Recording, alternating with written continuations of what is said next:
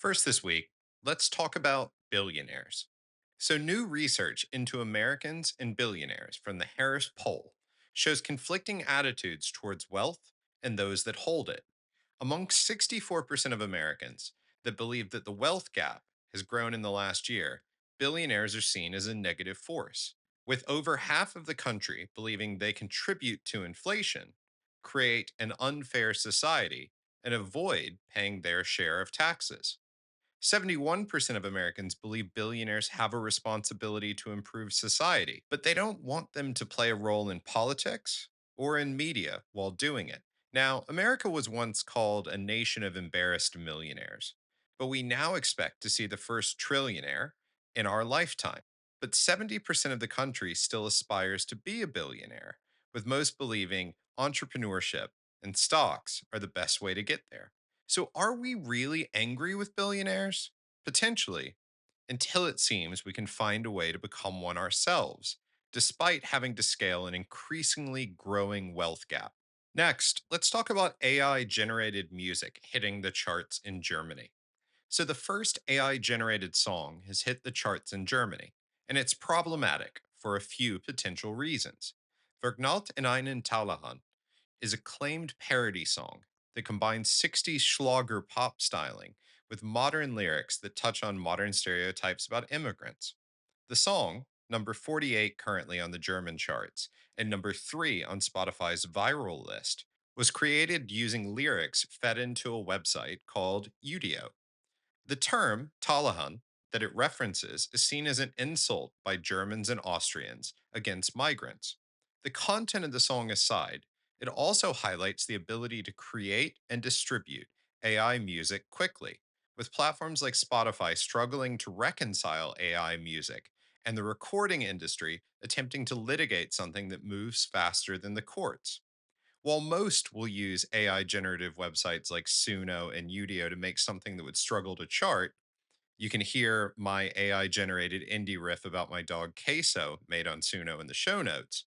The democratization of full music creation looks to give different viewpoints, stories, and terms a fully produced and polished platform. In other AI news, let's talk about avoiding the generative middle.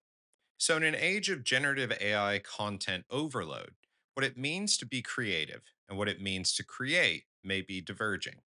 Recent research from Digitas and Vox Media speaks to the generative middle, highlighting the risk that AI generated content can feel generic, with 65% of US adults saying AI is making everything feel the same.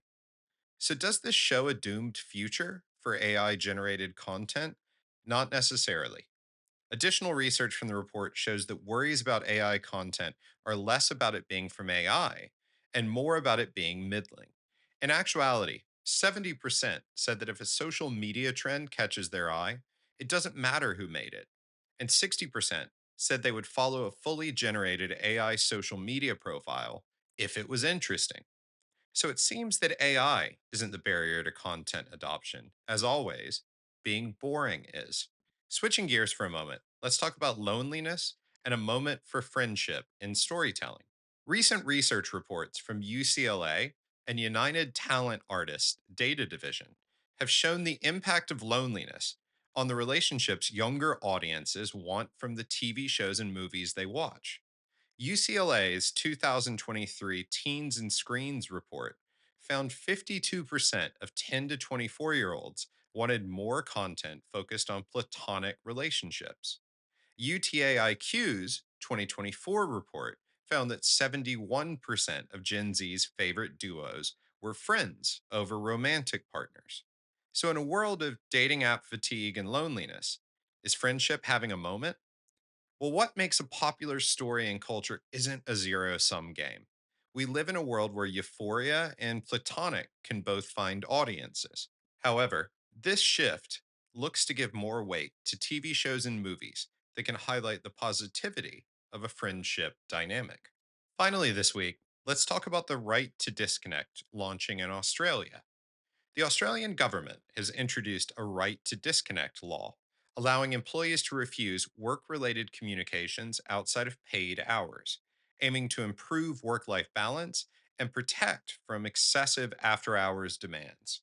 Large organizations have to abide by the policy starting this week, while Australian SMBs have another year to adapt. So, in an age of remote work and discussions about work life balance, Australia isn't alone in legislating disconnection, with France and Ireland already establishing the right to disconnect, and others, such as Germany and Italy, considering it. So, does the right to disconnect work? Well, studies have shown that employees under such policies received greater overtime or time off in lieu for out of hours request. And this shows that the policy may not eliminate late working in connection, but it may make it more clearly remunerated.